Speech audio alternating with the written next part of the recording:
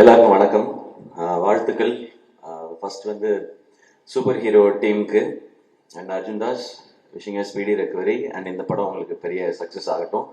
And ninja இது இன்னும் basic idea மட்டும் எனக்கு தெரியும். இந்த கதையோடது ரொம்ப சுவாரஸ்யமாக இருந்தது. ஒரு ஒரு நல்ல ஒரு என்டர்டெய்னராக ஒரு செம ஃபன்னோட இருக்கிற படமாக இருக்கும். அண்ட் இதில் லீடாக நடிக்கிறது பாரத்தோட போஸ்டர் தனியாக வரும். அண்ட் டீம்ல இருக்கிற எல்லாருக்கும் என்னுடைய விஷஸ். அண்ட் கீழே உட்காந்து நெல்சன் நான் என்னெல்லாம் சொன்னாரோ அதுல பாதி தான் ஸ்டேஜ்ல சொன்னாரு, மீதி பாதியை நான் சொல்லலாமா வேணாமான்ற தயக்கத்திலே இருக்கேன் நான். அண்ட் சினிஷோட சேர்ந்து இந்த படத்தை தயாரிக்கிற இந்த முடிவை எடுத்ததற்காக உங்களுக்கு வாழ்த்துக்கள் சாய் பிரதர்.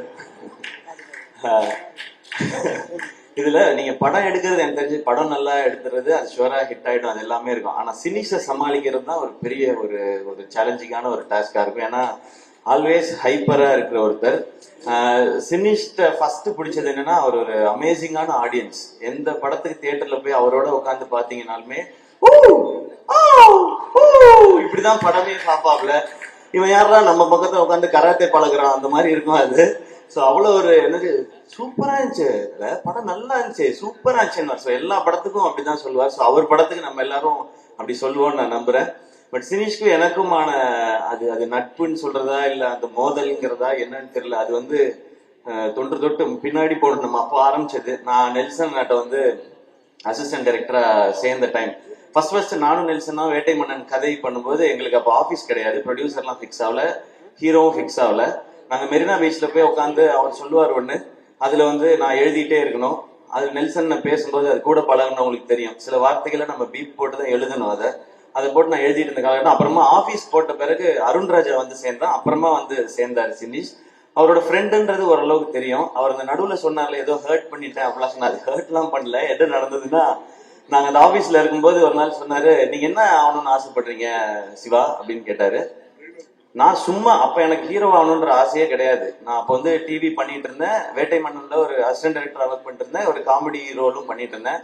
சரி இருந்தாலும் வம்புக்கு போன்னு சொல்லிட்டு நான் என்ன பண்ணேன், நான் எனக்கு ஹீரோ ஆகணும்னு ஆசைனே. சிவா எதுக்கு உங்களுக்கு இந்த வேலைலாம், நீங்க உங்களுக்கு இந்த டைமிங் நல்லா வருது அதனால அப்படியே அந்த சைட்ல காமெடி ரோல் இந்த மாதிரி ஏதாவது ஒன்று ஆசைப்பட்டீங்கன்னா ஓகே. நான் சும்மா இல்லாம ஏன் நாங்கெல்லாம் ஆகக்கூடாது பாருங்க, தேவையில்லாத வேலை பாக்குறீங்க நீங்க. சரி விடுவாருன்னு பார்த்தா விட மாட்டாங்க. லஞ்ச் பிரேக் விட்ட பிறகு சிவா இந்த ஹீரோ எல்லாம் உங்களுக்கு வேணாம், உங்களுக்கு செட் ஆகாது திரும்ப சொல்லிட்டு அதை நான் மறந்தே போயிட்டேன். நான் ஹீரோ ஆன பிறகு இவருக்கு எங்கேயோ தோணி இருக்கு போல, இவரா சம்மந்தமே இல்லாம ஒரு 4 வருஷம் கழிச்சு அன்னைக்கு பேசுனது எதுவும் நீங்க மனசுல வச்சுக்காதீங்க, நான் மறந்துட்டேன் அந்த மேட்டரே. அதுக்கப்புறம் இதெல்லாம் நடந்துச்சு. சோ அந்த காலகட்டத்தில் நடுவுல எல்லாரும் பிஸி ஆயிடும்ல, அதுல நான் பேசாம இருந்தது இவர் மேல கோபமா இருக்கதா இன்னைய வரைக்கும் நினைச்சுக்கிட்டு இருக்காரு, நான் ஹர்ட் பண்ணிட்டேன் அப்படின்னு சொல்லி. நீங்க ஹர்ட் எல்லாம் பண்ணல, அப்ப எனக்கே ஐடியா. அப்ப ஆக்சுவலா நடுவுல என்ன சொன்னாருன்னா, சும்மா இல்லாம நீங்க எல்லாம் ஹீரோ ஆகக்கூடாது சிவா, நம்ம டான்ஸ் சதீஷ் இருக்கான் பாத்தீங்களா, அவன் தான் ஹீரோ ஆகணும், நீங்க அவங்க கூட காமெடி நான் நடிகன்னு சம்பந்தமே இல்லாம அவரெல்லாம் கோர்த்து விட்டு இதுக்குள்ள இந்த மாதிரி ஓப்பனா பேசுவாப்புல. அதனால பல பேர்ட்ட பிரச்சனையா இருக்கு, பஞ்சாயத்தா இருக்கு, நிறைய இருக்கு, இன்னமும் ஆகிட்டே தான் இருக்கு. இந்த மாதிரி வெளிப்படையாக பேசக்கூடிய சினிஸை நீங்க எப்படி ஹேண்டில் பண்ண போறீங்கன்றதான் அவங்களுடைய சேலஞ்சா இருக்கும்னு நினைக்கிறேன்.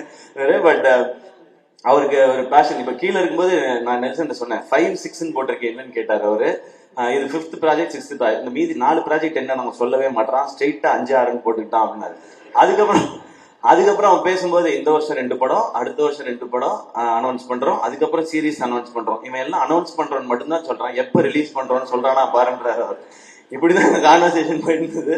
பட் சினிஷ் உங்களுடைய எனர்ஜிக்கு நீங்க, நான் ஏன் சினிஷோட எனர்ஜின்னு சொல்றேன்னா, ஒரு 40 வருஷமா இருக்காரு இண்டஸ்ட்ரியில. நீங்க பார்த்து இப்பதான் முடிச்சு புதுசா வந்து ஃபர்ஸ்ட் டைம் ட்ரை பண்றாருன்னு ஒரு யங்ஸ்டர் ஒருத்தர் சினிமாவுக்குள்ள வராரு, அவருக்கு சப்போர்ட் பண்ணணும் அப்படின்னு யூடியூப்ல யாரும் கமெண்ட் எல்லாம் போடாதீங்க. அவர் வந்து 40 வருஷம் ஆச்சு, அவர் ரொம்ப நாளா இருக்கிறாரு. அண்ட் எல்லாரும் அவர் கூட ஒர்க் பண்ண எல்லாருமே வந்து இங்க டைரக்டரா இருக்காங்க, சக்சஸ்ஃபுல் டைரக்டரா இருக்காங்க, நேஷனல் அவார்டு வின் பண்ணியிருக்காங்க. இதை பத்தி நாங்க நிறைய பேசியிருக்கோம். எப்படி உங்களுக்கு எல்லாம் டைரக்டர் ஆகணும்னு தோணுச்சுன்னா, சினிஷே டைரக்டர் ஆயிட்டான், நம்ம ஆக முடியாதான்னு சொல்லிதான் எங்களுக்கு எல்லாம் ஒரு மோட்டிவேஷன் வந்துச்சு அப்படின்னு சொல்லி. நான் சினிஷ்ட கேட்பேன், சினிஷ் ஏன் இப்பெல்லாம் நீங்க டைரக்ஷன் பண்றது இல்லை அப்படின்னா, பண்ணணுங்க அப்படின்னா. நான் விளையாட்டுக்கு கேட்டேன், சும்மா நீங்க சீரியஸா ஏதாவது பண்றாங்க இப்போ ப்ரொடக்ஷன் நல்லா போயிட்டு இருக்கு, பார்க்கிங் வந்து நல்லா பண்ணிட்டீங்க சூப்பர்னு சொல்லி. ஆக்சுவலா எப்படிப்பட்ட உஷாரான ஆளுங்கிறதுக்கு ஒரு பாயிண்ட் சொல்லிடுறேன். பார்க்கிங் படம் வந்து இன்னொரு ப்ரொடியூசரோட சுதனோட சேர்ந்து தான் அவர் பண்ணியிருக்காரு. அக்ரிமெண்ட் போடும்போது ஒருத்தன் என்ன கான்பிடன்ஸ் என்ன உஷாரா இருந்தா இந்த படத்துக்கு எந்த அவார்டு கிடைச்சாலும் நான் தான் போய் வாங்குவேன்னு ஒரு அக்ரிமெண்ட்ல ஒரு பாயிண்ட் போட்டிருக்காங்கன்னா என்ன கான்பிடன்ஸ் லெவல்னு பாத்துங்க. அவ்வளோ ஒரு உஷாரான ஆளு. ஸோ அவார்டையே அப்படி பண்ணி வாங்கிப்பாருன்னா பணத்தை எப்படி செட்டில்மெண்ட் வாங்குவாப்லன்றது உங்களுக்கு நல்லா தெரிஞ்சு. தினேஷ் எங்களுக்கு ரொம்ப சந்தோஷம் இந்த நிகழ்ச்சியில வந்தது. இன்னொன்னு அவர் வந்து அவருக்கு பின்னாடி இண்டஸ்ட்ரியில பின்னாடி ஆள் இருந்தோ இல்லை ப்ரொடியூசரோட பையனோ டைரக்டரோட பையனோ அதெல்லாம் கிடையவே கிடையாது. அவரா இந்த இண்டஸ்ட்ரியில எப்படி நெல்சன் கூட காலேஜில் படிச்சு சினிமா மேல இன்ட்ரெஸ்ட் வந்து அசிஸ்டன்ட் டைரக்டரா இருந்து டைரக்டர் ஆகி அதுக்கப்புறம் ப்ரொடியூசர் ஆகி சக்சஸ்ஃபுல் ஆகினா அவருக்கு ஒரு ஜேர்னி இருக்கு. எந்த பேக்ரவுண்டும் இல்லாமல் இவ்வளவு பேரை சம்பாதிச்சிருக்கான்றதுதான் சினிஷோட சக்சஸா நான் பாக்குறேன். இப்போ வந்து பார்க்கும்போது ரெடின்னு சொன்னாரு 100 நாள் ஃபங்க்ஷன் மாதிரி இருக்கு இதுவே அப்படின்னாரு. கண்டிப்பா அந்த மாதிரி ஃபங்க்ஷனும் இருக்கும். அப்ப எல்லாரும் சேர்ந்து இவ்வளவு பேரும் வருவோமான்னு தெரியல. சினிஸ் திடீர்னு இட்டு கொடுத்துட்டான், நிறைய சம்பாதிச்சிட்டான், இந்த இதுக்கு போகணுமான்னு காண்டா கூட நாங்க சுத்துறதுக்கு வாய்ப்பு இருக்கு. அதனால இப்பயே நாங்க வாழ்த்திக்கிறோம். டெஃபினட்டா இந்த படத்தோட கதை ஐடியா கேட்டப்போ இது எல்லாருக்கும் ப்ராஃபிட்டபிளா ஆடியன்ஸை என்டர்டெயின் பண்ற ஒரு படமா இருக்கும். நிஞ்சாக்கும் சூப்பர் ஹீரோக்கும் என்னுடைய வாழ்த்துக்கள். இந்த படத்துல பங்கு பெற அனைவருக்கும் என்னுடைய வாழ்த்துக்கள். இந்த படம் சக்சஸ் ஆகட்டும். இந்த சக்சஸ் மீட்ல திரும்ப நாங்க எல்லாரும் வந்து சந்திக்கிறோம். பார்ட்டி கொடுத்துருவீங்கல்ல? நான் ஒன்றும் பண்ண போறேன், சைட் டிஷ் தான் சாப்பிட போறேன். தேங்க்யூ எல்லாருக்கும் நன்றி. வாழ்த்துக்கள்.